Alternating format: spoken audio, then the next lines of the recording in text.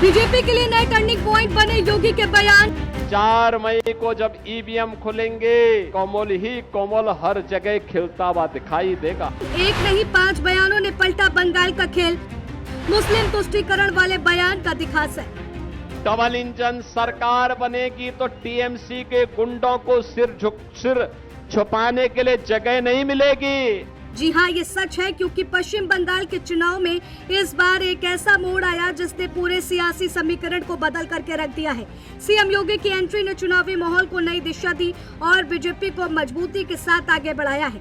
लंबे समय से सत्ता में रही ममता बनर्जी की पार्टी इस बार दबाव में नजर आई और मतगणना के साथ ही ये साफ होता गया कि मुकाबले का रुख बदल चुका है। योगी ने अपनी रैलियों में सीधे जनता से संवाद करते हुए भरोसा दिलाया कि बदलाव संभव है और यही संदेश धीरे धीरे जमीन पर असर दिखाने लगा। इस दौरान योगी के 5 बयानों का खूब जिक्र हो रहा है, जिनका असर चुनावी मैदान में दिखा है।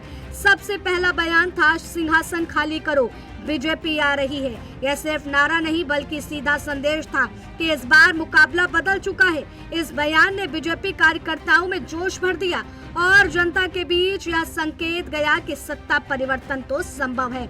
दूसरा बड़ा बयान कानून व्यवस्था को लेकर के था, जहां योगी ने कहा था कि डर का माहौल खत्म होगा और सुरक्षा की गारंटी दी जाएगी। डबल इंजन सरकार बनेगी तो टीएमसी के गुंडों को सिर छुपाने के लिए जगह नहीं मिलेगी। और मैं तो देख रहा था कि कल टीएमसी के बहुत सारे गुंडे अभी से अपने लिए काम धंधे की तलाश कर रहे हैं। कोई सोच रहा है कहां मैं पंचर की दुकान बनाऊं और कोई अपना झाड़ू लेकर के अब बंगाल की सड़कों पर झाड़ू लगाते हुए दिखा करके अपनी जान बचाने के लिए फिरते फिरते रहेंगे।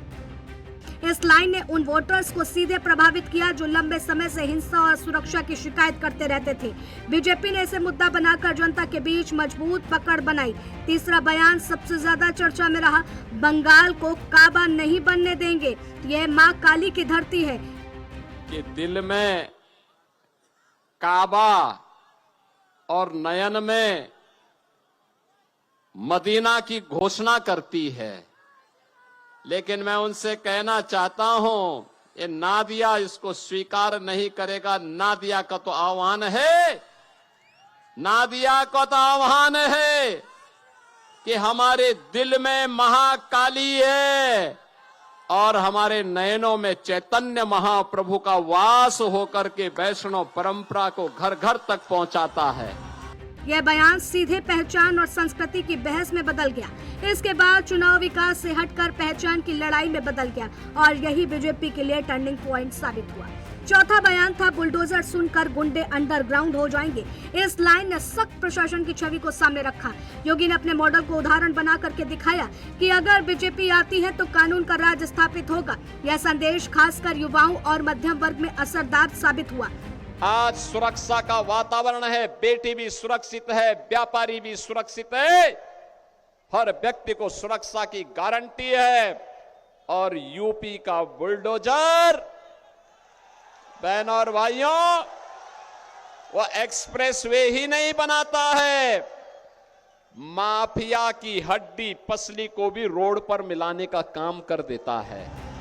पांचवा बड़ा बयान था, दिल में काबा और नयन में मदीना कहने वालों को जनता जवाब देगी। इस बयान ने सीधे सयानी घोष के गाने का एनकाउंटर दिया और चुनावी बहस को नई दिशा दे दी। कि दिल में काबा और नयन में मदीना की घोषणा करती है। इसके बाद यह मुद्दा हर मंच पर छा गया और बीजेपी ने इसे पूरी ताकत से भुनाया। इन 5 बयानों ने मिलकर बंगाल के चुनाव को पूरी तरह बदल दिया है। बीजेपी ने इन्हें सिर्फ शब्द नहीं बल्कि रणनीति के तौर पर इस्तेमाल किया और जनता के बीच मजबूत नैरेटिव खड़ा किया है। यही वजह रही है कि चुनावी माहौल बदला है और बीजेपी को बड़ा फायदा मिला है। साफ है कि इस बार बंगाल में सिर्फ वोट नहीं पड़े बल्कि शब्दों की ताकत ने भी इतिहास लिख दिया।